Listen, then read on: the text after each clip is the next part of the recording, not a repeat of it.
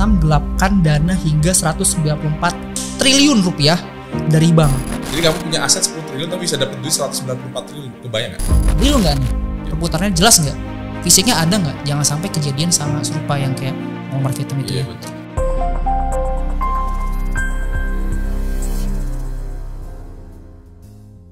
Nah, ngomongin seputar investasi properti, finansial, dan lifestyle pastinya nggak akan ada habisnya nih ya, paling nggak. Ya. Nah, ini saya kemarin baca berita nih Pak. Ini cukup menggembarkan sih ya, tanggal 6 Desember. Ini ada modus konglomerat properti Vietnam gelapkan dana hingga 194 triliun rupiah dari bank. Nah, ini kira-kira nih Pak, kenapa bisa kejadian penggelapan dana nih Pak di Vietnam ini? Bisa jelasin nih Pak? Kasus yang kedua kalinya membuat heboh dalam waktu dekat beberapa dekade ini ya. Jadi pertama itu yang di Evergrande itu ya di China, di Tiongkok. Nah yang ternyata makin dekat nih di Vietnam ya, tetangga kita gitu ya di ASEAN. Nah ini bayangin kasus di industri properti di mana industri ini yang sangat apa istilahnya rentan ya terhadap bubbling-bubblingin aset terjadi di Vietnam. Bisa dibayangin nggak itu kasus itu? Artinya itu sebenarnya saya ngelihat itu moral hazard ya. Jadi dari individu yang punya power berlebih, dia tidak amanah kurang lebih gitu untuk menggelontorkan kredit atau investasi yang dia punya power terhadap itu. Nah makanya simple sebenarnya di properti itu simple. Ketika punya uang gitu ya, ingin membelikan aset atau ingin diinvestasikan di dunia properti gitu. Apalagi dia kan perbankan ya. Ini kan antara permainan konglomerasi perbankan dengan industri properti dan bisa dibayangin 194 triliun itu artinya dia bisa menggelontorkan kredit perbankan sebanyak itu di mana aset yang dijaminkan untuk mendapatkan uang segitu banyak itu nggak nyampe nilainya, nggak nyampe 1/10. Jadi kalau misalkan itu nilai gini, kalau kita kalau di bank itu kan kredit keluar ada jaminan ya. Iya betul. Misalnya kita minta uang 1 triliun, ya udah jaminan 1 triliun lah minimal gitu kan. Ada jaminan untuk jaga-jaga kalau kenapa-napa. Bayang itu bisa dibayangin nggak? Itu jaminan 194 triliun nilainya itu paling cuman 10 triliun mungkin ya. Jadi kamu punya aset 10 triliun tapi bisa dapat duit 194 triliun, kebayang nggak? Kamu asetnya 10 triliun nih, tiba-tiba kamu dapat duit 194 triliun. Nah itu gimana tuh? Satu itu, kedua dia mainnya apa gitu. Dari segi kolateralnya nggak jelas. Nah abis itu dia mau main apa gitu, bikin perumahan atau dia bikin hotel. Barangnya apa? Uang itu dikemanain kan gitu. Nah itu makanya ketika tidak dibangun ekosistem dan person terhadap apa ya pengelolaan dana tidak transparan gitu ya, tidak bisa tidak mengetahui bagaimana cara bermain dalam dunia investasi, dalam dunia properti, itu akhirnya moral hazard. Ketiga dia flexing juga ya, flexing ya saya lihat. Jadi dia beli istilahnya tuh di properti di Vietnam kayak di SCBD-nya lah. Dia properti mewah dibeli sama dia untuk apa? Untuk naikin nilai jual diri dia juga ya, kata orang-orang kan gitu.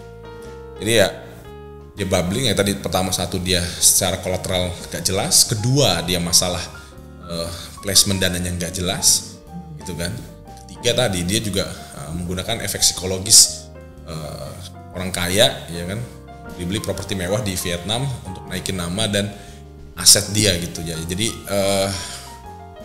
tapi kayak gitu dia bisa punya ya tadi personal powernya itu ya, bikin abuse of power itu ya, abuse of power itu ya misalnya dia berlebihan kekuasaan, dia bisa ngambil kredit di mana-mana, dia bikin perusahaan cangkang di mana perusahaan itu sebenarnya cangkang doang. Dia nggak ada operation gitu loh. Nggak ada isinya ya Pak ya, isinya? Jadi misalnya tadi dia jaminan 10 triliun, terus dia ngasih ke kredit ke 1000 perusahaan anak usahanya cangkang gitu. Tapi usahanya juga nggak apa, dia usaha apa gitu. Jadi cuma ngejebol kredit bank aja. Oh, jadi cuma manfaatin dapat kredit nih udah dimain-mainin aja ya, gitu. Main-mainin aja. Bonsi lah. Tapi ini kelas elit gitu kan. Oke. Nah ini kira-kira dampaknya nih kalau misalkan secara kasar aja ya Pak ya, buat perekonomian di situ ada nggak? Sektor real keganggu lah. Bisa dibayangin misalnya Mas Naval, kita misalnya di property group ya, punya dana X, kita kan berprinsip dapat uang X rupiah harus jadi pendapatan 10X. Dapat duit 1 miliar harus punya pendapatan 10 miliar. Supaya terus kolateralnya jelas. ada tanahnya, ada perumahannya, ada rukonya gitu. Jadi ada fisik. Nah sekarang kalau uang itu nggak diputerin ke sektor real, berbahaya nggak buat orang-orang yang kerja di situ, tukang, mandor, vendor material dan sebagainya kan, agent properti, industri, kemajuan wilayah terhadap pembangunan kan nggak ada. Itu cuma kayak bubbling, wah ada investasi digelontorkan 194 triliun tapi nggak nyata dampaknya ke ekonomi gitu kan. Karena uangnya nggak turun ke masyarakat gitu. Uangnya nggak ada gitu di masyarakat gitu. Nah, itu berbahaya banget gitu. Jadi makanya perputaran uang itu menjadi penting dalam dunia usaha ya. Perputaran uang di tempat-tempat yang tepat, benar gitu ya. Kelola dengan yang sangat aman dan amanah gitu ya. Itu yang saya rasa moral hazard dari seorang yang punya power ya begitu. Jadi ya itu hati-hatilah gitu. Ya kadang terlalu power gitu ya, tapi nggak ada yang mengontrol itu juga bahaya. Gitu. Jadi itu yang saya rasa mengguncang lah industri properti secara nggak langsung ini kan di kawasan ASEAN gitu kan, dan itu justru membuat kita jadi lebih hati-hati lah. Harus lebih hati-hati lagi. Itu intinya gitu. Jadi investment itu kata kuncinya ya proven, prudent, safety ya. Gitu. Proven, safety intinya loh ya Pak. Proven, prudent, safety. Proven, prudent, safety. Ya itu safety ya. Jadi harus hati-hati. Jadi kita nggak bisa muluk-muluk gitu kan ya, kemana gitu. Karena dengan uang sebanyak itu emang mau bangun proyek apa gitu, ya kan? Oke. So, segede apa gitu proyeknya gitu bisa raksasa banget gitu. Nah ini kan tadi Bapak sempat bilang proven, prudent, safety. Nah itu solusinya kalau dipraktikkan nih Pak ya, mungkin buat kita juga nih, apa Pak hal-hal yang harus kita lakukan untuk membuktikan dan mempraktikkan prudent, proven, safety? Ya sebenarnya tadi dari sisi industri ya, maksudnya harus paham banget gitu ini model bisnis seperti apa gitu. Jadi kalau saya lihat ya properti itu kan super simple ya, ini permainan aset base gitu, clear gitu, asetnya mana, aset itu jadiin apa, pendapatannya berapa, kan itu kan kelihatan ya, maksudnya ketika model bisnisnya dari hulu ke hilir udah clear gitu kan, gitu ya, itu kan jadi clear gitu, maksudnya oh kalau saya dapat investment atau dapat pendanaan bayarnya dari sini karena kita ada pendapatan, oh ini ada keuntungan kan gitu. Ini sebenarnya permainan sederhana income statement atau laporan laba rugi sebuah korporasi atau sebuah entitas usaha gitu yang harus clean and clear lah. Jadi jangan sampai mendahului takdir dalam artian uang masuk tapi ada project gitu kan. Itu kan jadi kayak ya permainan aja. Permainan uang aja ya Pak. Yeah. Ini bilang Ponzi ya bener sih, nggak ada produknya, muter-muter gitu aja, ntar investor datang, yeah. Puter-puter uangnya nggak tahu kemana gitu. Atau itu emang strategi untuk menjebol perbankan Vietnam gitu, kita nggak tahu. Jadi sebenarnya uangnya jadi nggak ada, tapi nggak ada yang bergerak ke bawah gitu. Nah, itu kan jadi masalah kan bagi perputaran ekonomi di bawah kan jadi bahaya. Nah, oke. Nah, Bapak ini kan sebagai Ketua Koperasi Digital Property dan sekaligus CEO dari Property Group. Ini perannya dari Property Group untuk mencegah nih kejadian yang serupa biar nggak kayak konglomerat Vietnam tuh apa nih Pak? Itu makanya spirit kita kan growing together, performing together itu. Jadi ini lagi-lagi value itu diciptakan karena untuk buat sesuatu end game-nya mau kemana. Makanya ketika di Property Group bikin ekosistem itu dengan berbagai macam partner. Ingat ya, partner, kita punya super partner, punya mitra-mitra, kita nggak bisa sendirian. Nah itu yang disebut kita bisa dikontrol oleh sekeliling kita. Ya, kalau misalkan kita ada, wah tagihan kita belum dibayar, kenapa belum dibayar? Oh penjualannya belum banyak, kan itu dikontrol kan? Nggak tiba-tiba ya udahlah utang aja sampai banyak. Ya gimana Pak gitu kan? Ya udah sales mah gampang lah, kan nggak bisa begitu kan? Vendor tuh pasti ngeteriak, Pak belum dibayar nih sebulan.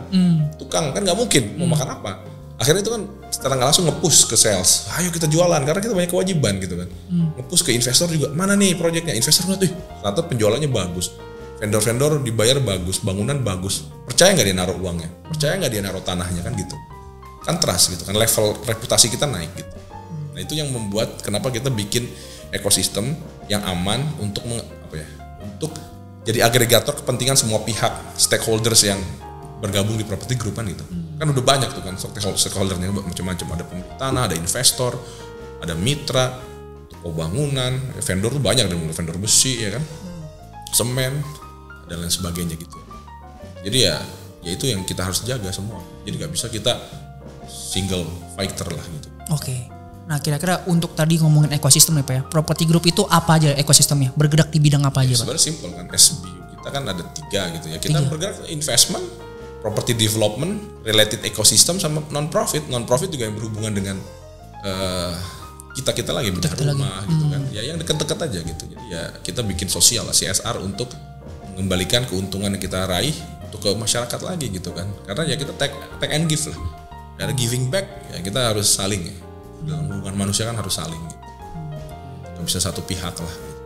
Nah berarti kesimpulannya nih Pak, Property Group itu tuh udah bergeraknya dalam satu ekosistem. Udah pasti aman, ya insya Allah aman. Insya Allah aman. Kita apa ya, dengan ekosistem itu mengontrol satu sama lain. Ya, jadi semua performance-nya ya semuanya lah. Berkaitan, saling membutuhkan, saling menguntungkan juga.